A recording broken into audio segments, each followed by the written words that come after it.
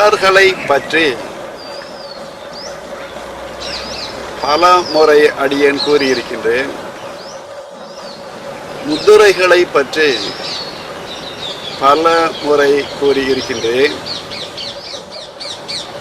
இப்பொழுது பலரின் வேண்டுகோளுக்கு இணங்க பழங்களை பற்றியும் தங்களுக்கு ஒரு சில கருத்துக்களை தெரிவிக்க விரும்புகின்றேன்.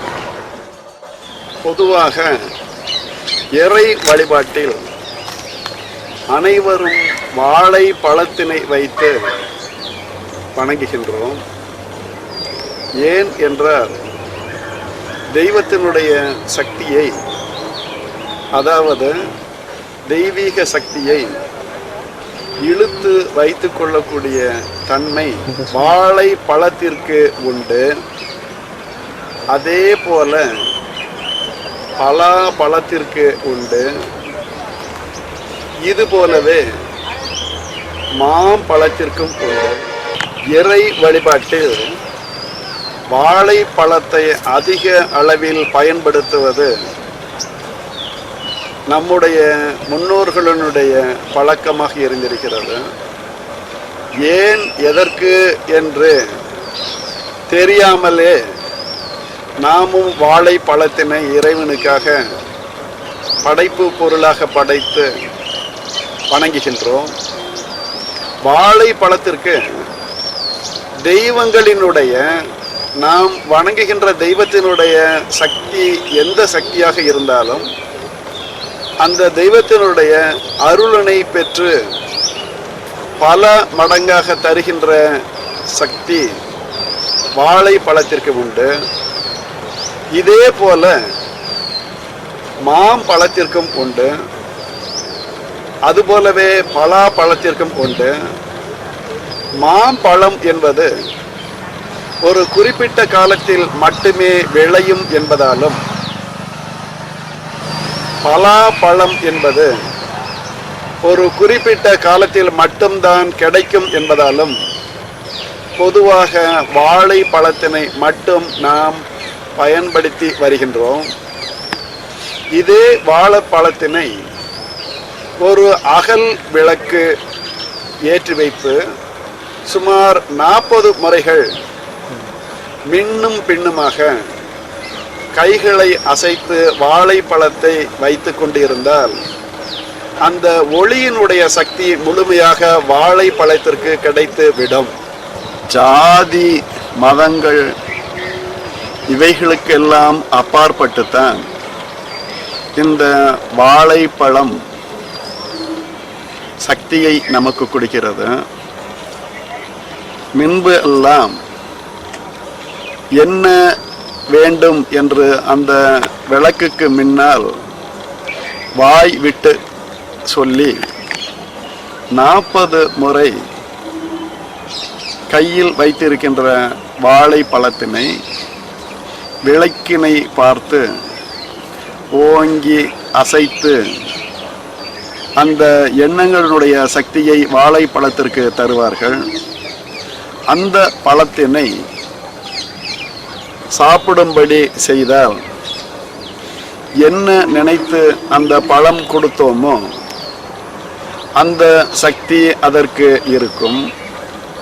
இதே போல பசுவினுடைய பாலுக்கும் அந்த சக்தி இருக்கும்.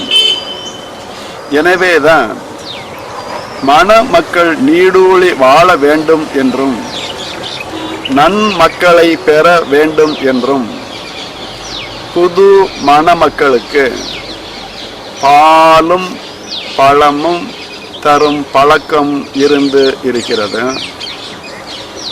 தற்பொழுது உள்ள அவசர காலத்தில் கடையில் வாங்குகின்ற வாழை பழத்தினையும் பாலையும் மட்டும் தருவதால் தான் அதற்கு ஏற்றாற்போல மணமக்களின் வாழ்க்கையும் அமைகின்றது.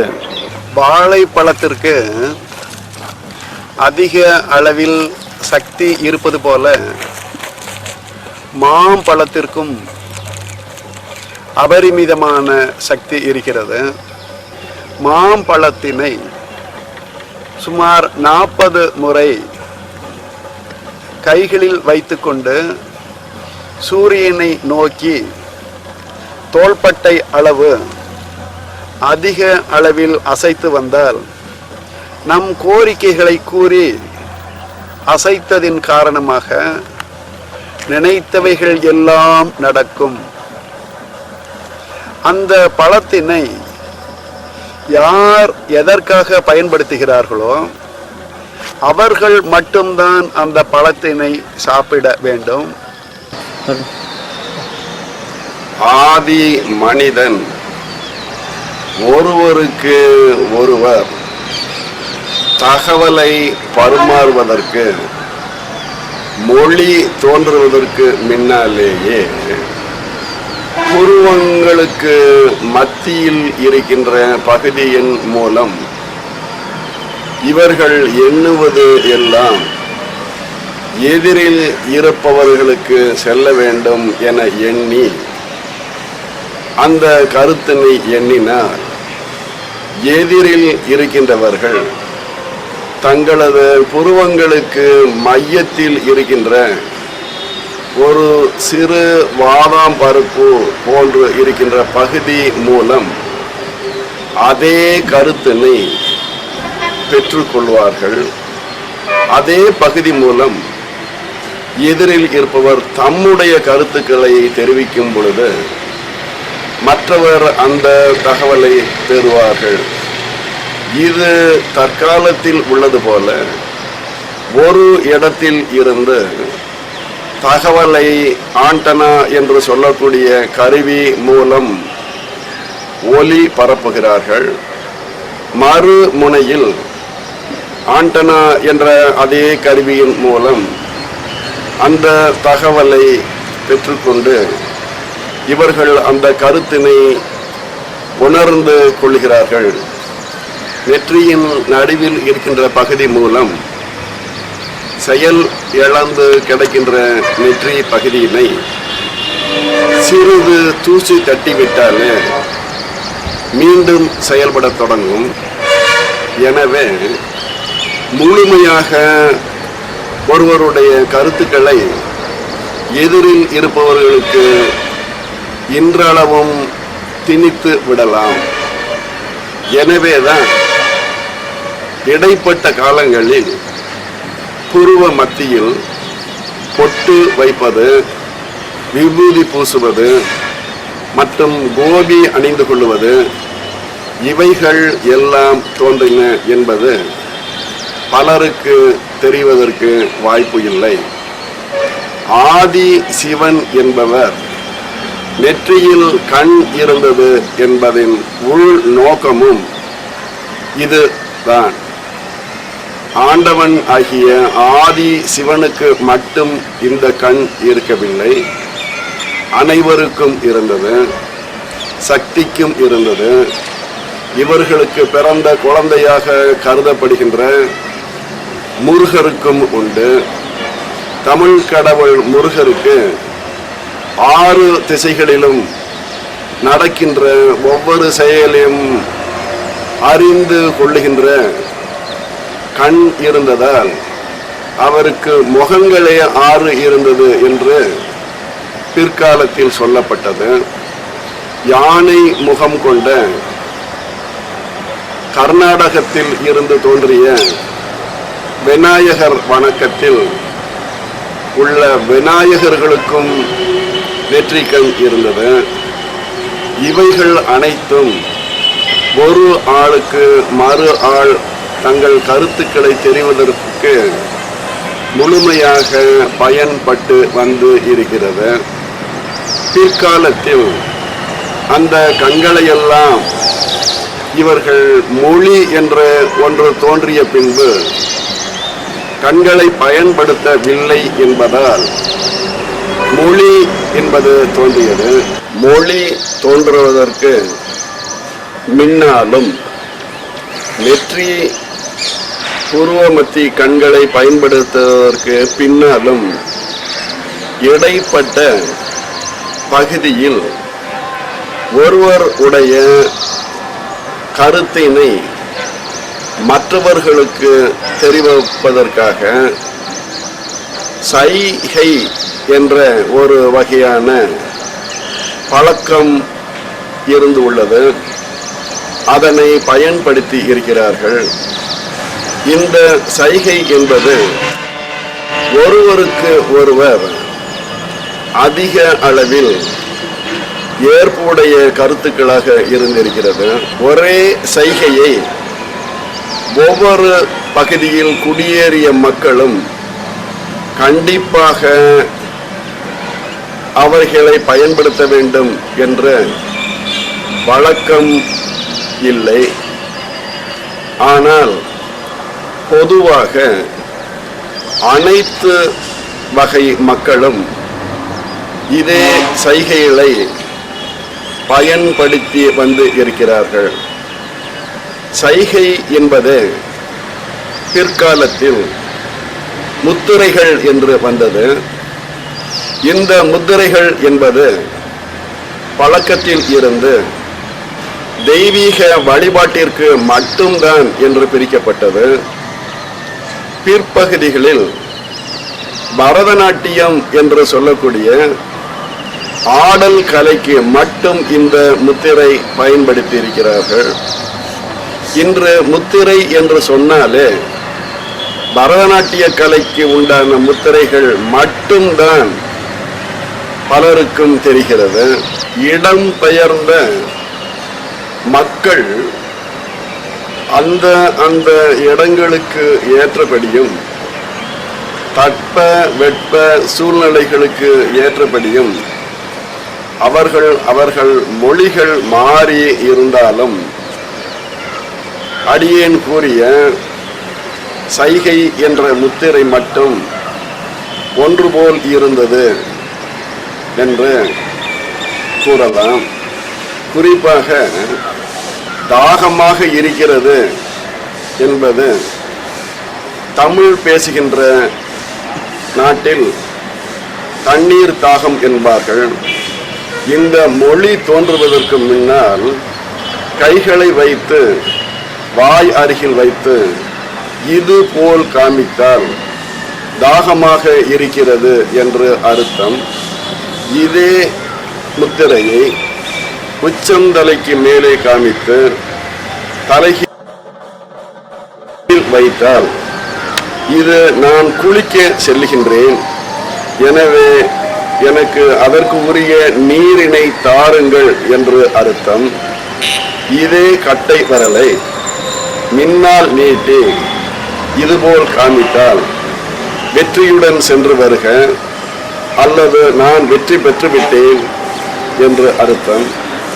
இதே கட்டை விரலை மற்ற விரல்களை மூடி தலைகீழ் காமித்தால் இது முழுமையாக செய்கின்ற வேலை நிறைவு பெறாமல் கவிழ்ந்து விட்டது என்று அர்த்தம்.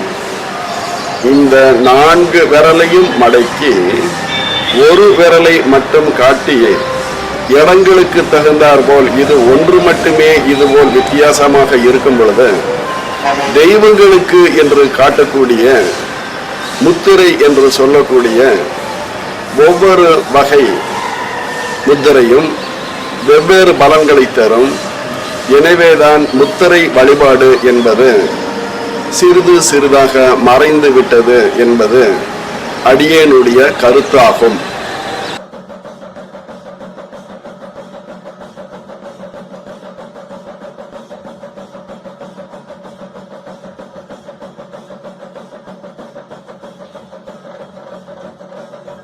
करोति वाचालं पंगुं लंघ्यते कृं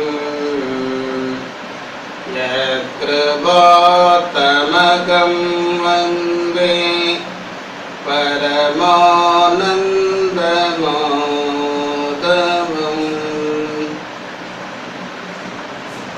அன்னை பராசக்தியினுடைய திருவருளாலும் 18 சித்தர்களுடைய பேரர்களாலும் என் சித்தத்திலிருந்து இயக்கிக் கொண்டிருக்கக்கூடிய சத்குரு சதாசிவ பிரம்மேந்திரால் அனுக்கிரகத்தாலும் இன்றைய தினம் சென்னை மாநகரிலே பிரபஞ்சத்தினுடைய இயக்க சக்தியாக விளங்கக்கூடியதனுடைய ஒரு பெரிய விளக்கத்தை தெரிந்து கொள்வதற்குண்டான ஒரு வாய்ப்பு நாம் படித்திருப்போமே தவிர அறிந்திருப்பதற்கு வாய்ப்பில்லை.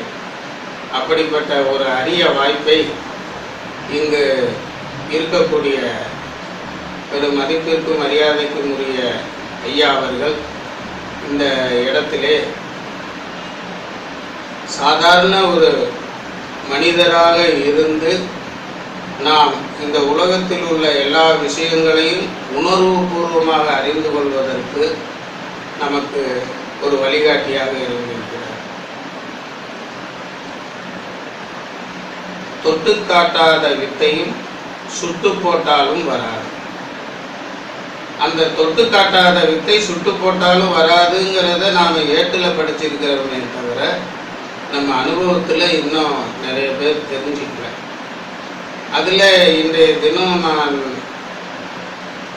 ஏதோ ஒரு அம்பாளினுடைய அனுகிரகத்தால் இவரை சந்திக்கக்கூடிய ஒரு வாய்ப்பு கிடைத்து, அந்த வாய்ப்பிலே ஒவ்வொரு மனிதனுக்கும் ஒரு தற்காப்பு என்று உண்டு. அந்த தற்காப்புக்கு பல பெயர்கள் வைத்திருக்கிறார்கள். அந்த பல பெயர்கள் வைத்திருந்தாலும் அந்த தற்காப்புக்கு ஆங்கிலத்தில் ஸ்ட்ரெச் ஆஃப் பவர் என்று சொல்வார்கள். ஆரா ஸ்ட்ரக்சர். அந்த ஆரா ஸ்ட்ரக்சர் என்று சொல்லக்கூடியது நான் கண்கூட இன்று கண்டது. எத்தனையோ நபர்களை சந்தித்திருக்கிறேன். எத்தனையோ மகான்கள், சித்தர்கள், யோகிகள் இவர்கள் அனைவரையும் பார்த்திருந்தாலும் அந்த ஒவ்வொருவருக்கு பின்னால் ஒளிவட்டம் தெரிகிறது என்று சொல்லுவார்கள். ஆனால் அந்த ஒளிவட்டமாகப்பட்டது இயற்கையா செயற்கையா என்று நம்ம சந்தேகிக்கும்படி இருக்கும். ஆனால் இவரிடம் அந்த உடலில் முழுமையான ஆரா ஸ்ட்ரக்சர் என்பதை நான் கண்கூட கண்டேன். ஆனால் இவரிடம் அந்த உடலில் முழுமையான ஆரா ஸ்ட்ரக்சர் என்பதை நான் கண்கூட கண்டேன். அந்த ஆரா ஸ்ட்ரக்சரை பார்த்து கொண்டிருக்கும் போது என்னுடைய மனம் லகித்து விட்டது. அந்த மனம் லகிக்க காரணம் அவர் வணங்கக்கூடிய வராகி தேவியினுடைய அனுகிரகம். அந்த மனம் லகிக்க காரணம் அவர் வணங்கக்கூடிய வராகி தேவியினுடைய அனுகிரகம். அந்த வராகி தேவியினுடைய அனுகிரகத்தாலே இன்றைய தினம் அம்பாள் உபாசகராகிய நானும் அன்னை வராகி தேவியினுடைய உபாசகராகிய ஐயா அவர்களும் சேர்ந்து இன்றைய தினம் இந்த பேசக்கூடிய ஒரு வாய்ப்பினை அமைத்து அதிலே அவருடைய ஆற்றல் சக்தியை தெரிந்து கொள்வதற்கு அம்பாள் இங்கே என்னை அழைத்திருக்கிறார்கள்.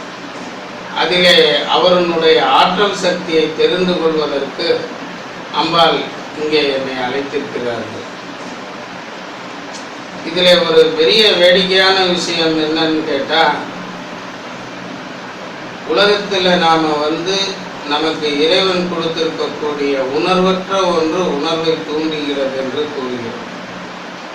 இந்த உணர்வற்ற ஒன்று எது? நம்ம உடம்புல எந்த பகுதியில் ஒரு சின்ன துரும்புப்பட்டாலும் உடனே அது உணர்வை கொடுத்துரும். ஆனால் எந்த ஒரு பாதிப்பு ஏற்பட்டாலும் அந்த பாதிப்புக்குண்டான உணர்வு இல்லாமல் இருக்கக்கூடியது நம்ம மூளை மட்டும்தான். அந்த மூளையினுடைய உணர்வு அதுக்கு இல்லைனாலும் இந்த உணர்வுகளுக்கெல்லாம் காரணக்கருவியாக இருக்கக்கூடியது. அதுபோல இன்றைய தினம் அந்த அவருடைய பேசிக்கொண்டு இருக்கும்போது அந்த அம்பிகையினுடைய அருளை, அவர்களுடைய ஆற்றல் சக்தி இன்று பார்ப்பதற்குண்டான ஒரு வாய்ப்பை எனக்கு கிடைத்துள்ளது. அவர்களுடைய ஆற்றல் சக்தி இன்று பார்ப்பதற்குண்டான ஒரு வாய்ப்பை எனக்கு கிடைத்துள்ளது. அப்படி நான் பார்த்து கொண்டு இருக்கும்போது என்னுள்ள இருந்த சில தேவையற்ற உணர்வுகளை தூண்டி உள்ளத்தை கெடுத்து அமைதியின்மையாக்கக்கூடிய துஷ்டம் என்று சொல்லக்கூடிய சில தீய சக்திகள் என்னை விட்டு விலகுனதை நான் கண்கூட இன்னைக்கு நான் பார்த்துருக்கேன். தேவையற்ற உணர்வுகளை தூண்டி உள்ளத்தை கெடுத்து அமைதியின்மையாக்கக்கூடிய துஷ்டம் என்று சொல்லக்கூடிய சில தீய சக்திகள் என்னை விட்டு விலகுனதை நான் கண்கூட இன்னைக்கு நான் பார்த்துருக்கேன். அது மட்டும் இல்லாமல் இந்த இடத்துல இன்னொரு பெருமைப்பட வேண்டிய விஷயமா நான் சொல்லக்கூடியது என்னன்னு கேட்டீங்கன்னா, பிரபஞ்சத்தில் நாம் 1000 இதழ்கள் கொண்ட தாமரையாக நமக்கு பிரெயின் அப்படின்னு சொல்லக்கூடிய மூளை இருக்கு. ஆனால் அதில் நாம் இன்னும் ஒரு அறையை கூட திறந்து பார்க்கல.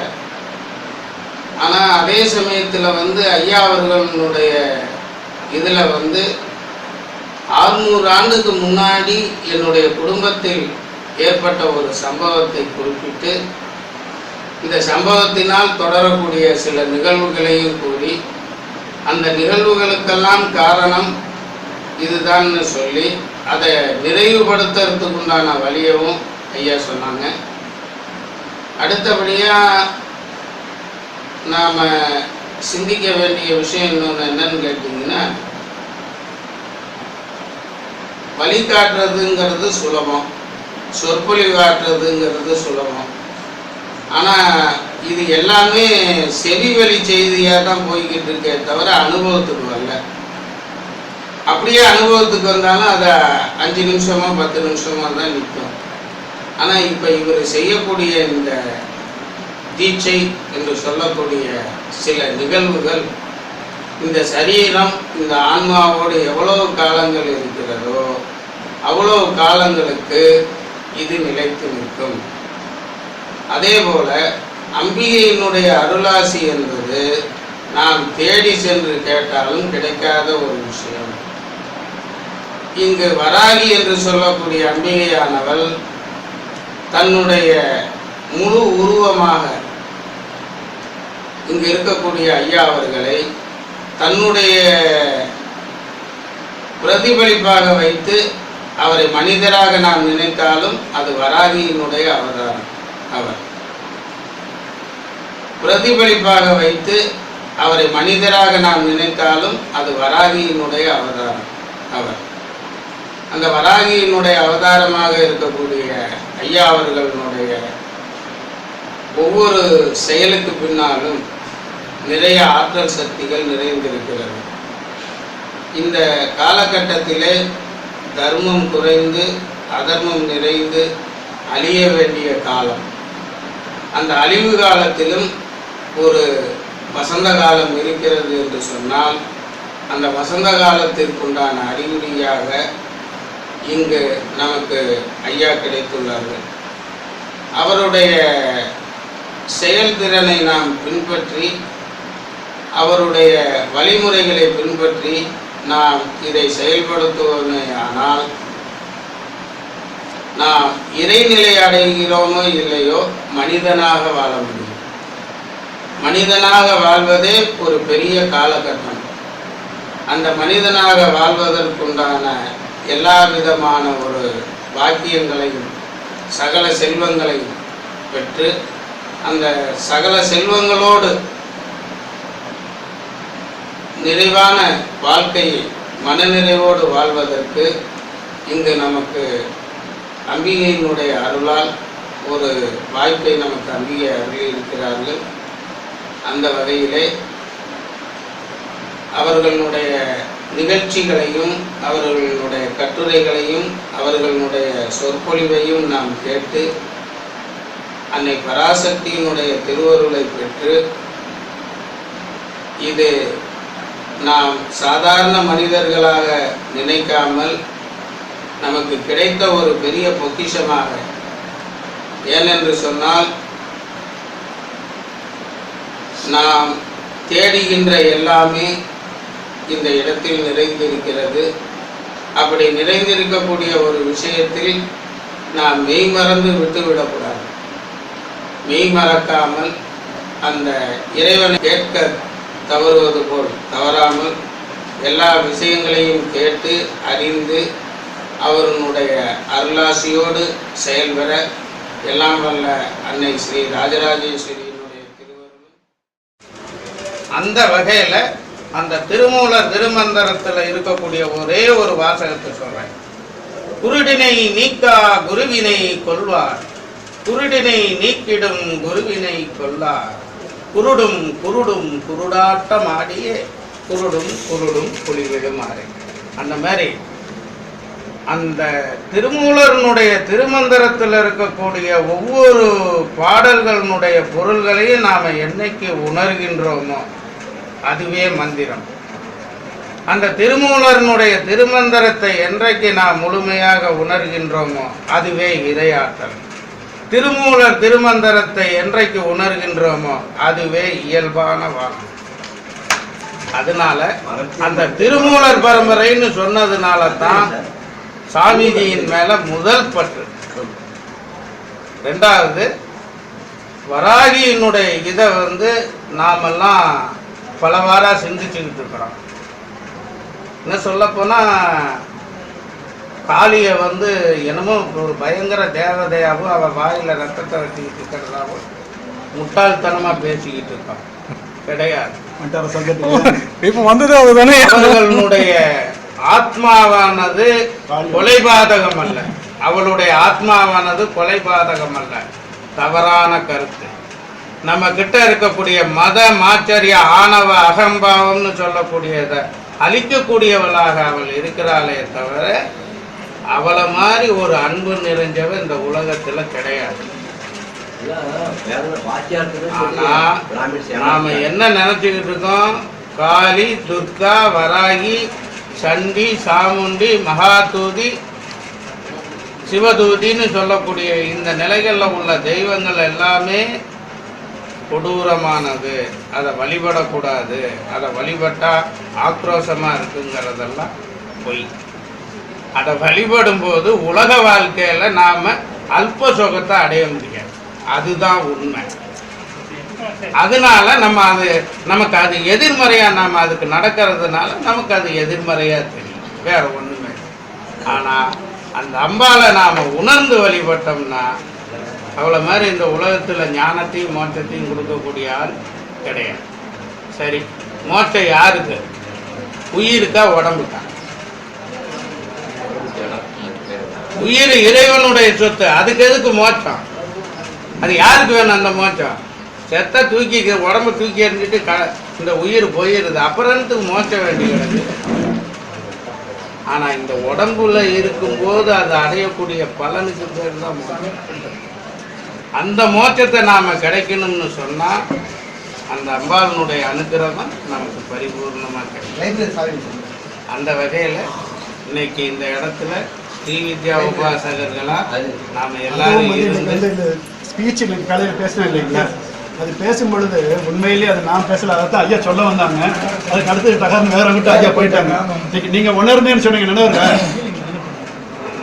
நீங்க அந்த ஸ்பீச் இருந்தது இல்லையா, ஓம் சொல்லி அதுதான் நீங்க சொல்ல வந்தீங்க. சொல்ல வந்தது வேற கிட்ட போயிட்டாங்க லைன்ல. ஒரு நிமிஷம் கேட்டு பாருங்க. அதாவது ஐயா வந்த கார் இறங்குலேருந்து பிக்கப் பண்ணிட்டு ஒவ்வொரு சமாதி நிலைக்கு கொண்டு வருவாங்க. அந்த ஸ்பீச் நான் கொடுக்கலன்னு அதையே சொல்லிட்டேன். நான் குரல் என்னுடைய குரல் கிடையாது, உள்ள பிரம்மேந்திர சாமியோடைய குரல். மற்றவங்க கேட்டிருக்காங்களோ இல்லையோ, அது என்னுடைய குரல் இல்லைன்னு சொன்னேன். இது நான் உணர்ந்தேன் அப்படின்னாங்க. இன்னைக்கு உங்க வாயால இருந்து வரும்போது பிரம்மரிஷி கையால் கொட்டு மாதவ கையால் கொட்டுப்பட்டதாக இருக்குது. அவ்வளவுதான், வேற ஒண்ணுமே இல்லைங்க. ரொம்ப ரொம்ப மகிழ்ச்சியா.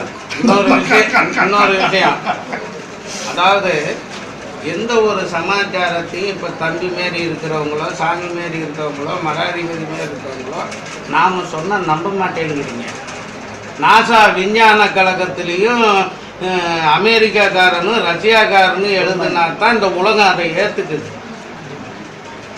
ஓங்கிற பிரணவத்தில் 5-3 மெட்டடான ஆதையான மந்திரம் நெஞ்சுவிலே நினைந்து கொண்டு 100 தரம் செப்பீர்கள். பஞ்சமா பாதகங்கள் பல கோடி செய்தினும் பஞ்சு போல் பறக்குமடா இப்பாவிகார் செய்யும் வேதனம். அப்போ 5ங்கிறது என்ன, 3ங்கிறது என்ன, 8ங்கிறது என்ன? இந்த மந்திரத்தை ஜபம் பண்ணுன்னா மந்திரவாதி தந்திரவாதி யந்திரவாதி யாரா இருந்தாலும் சரி நம்ம பக்கத்துல நிக்க முடியாதுன்னு வரவே முடியாது, யோசிக்க மாட்டாங்க, நம்மளை பத்தி யோசிக்க. அப்ப நமக்கு சித்தர்கள் எல்லாம் கொடுத்துட்டு போயிருக்காங்க, சித்தர்கள் எல்லாம் நமக்கு கொடுத்துட்டு போயிருக்காங்க. நாம என்ன நினைச்சுக்கிட்டு இருக்கிறோம்னா அறிவாளின்னு நினைச்சுக்கிட்டு இருக்கிறோம். நாம என்ன நினைச்சுக்கிட்டு இருக்கிறோம்னா அறிவாளின்னு நினைச்சுக்கிட்டு இருக்கிறோம். அதனால நமக்கு எதுவும் தெரிய மாட்டேங்குது. நாம என்னைக்கு முட்டாள்னு நினைக்கிறோமோ அன்னைக்கு நமக்கு எல்லாம் தெரியும். அதை தெரிஞ்சுக்கணும். நாம என்னைக்கு முட்டாளு என்ன இதை பத்தி தெரிஞ்சுக்கணும்னு நினைக்கிறோமோ அப்பதான் தெரிஞ்சுக்கணும். அதனால அந்த பிரணவத்தினுடைய ஒரு சாராம்சம்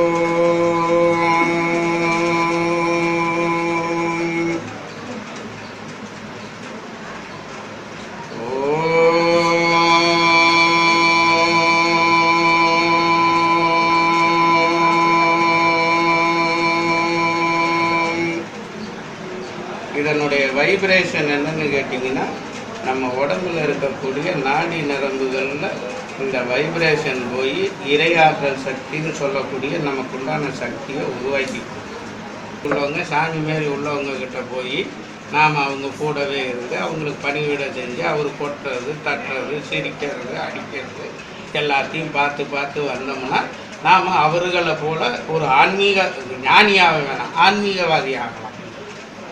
இதுதான் மந்திரத்தை சொன்னால் என்ன பலன் கிடைக்குங்கிறதுக்கு உளவி. நமக்கு தீட்சைகள் சப்த ஸ்பரிச ரூப ரச கந்தம்னு சொல்லக்கூடிய இத்தனை வகையான தீட்சைகளில் ஒரு தீட்சை தான் அதை காட்டுனது தான் குளவி.